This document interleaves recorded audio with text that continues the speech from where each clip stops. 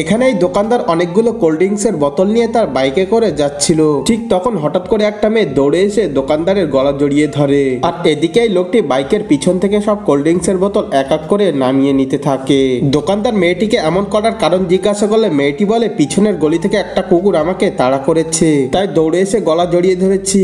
দোকানদার বলে, বেশরম মেয়ে, তোমার লজ্জা করে না? মেয়েটি তখন বলে, আরে ভাইয়া সরি, আমার ভুল হয়ে গিয়েছে, আমি তো অনেক ভয় পেয়ে গিয়েছিলাম তাই এটা করেছি।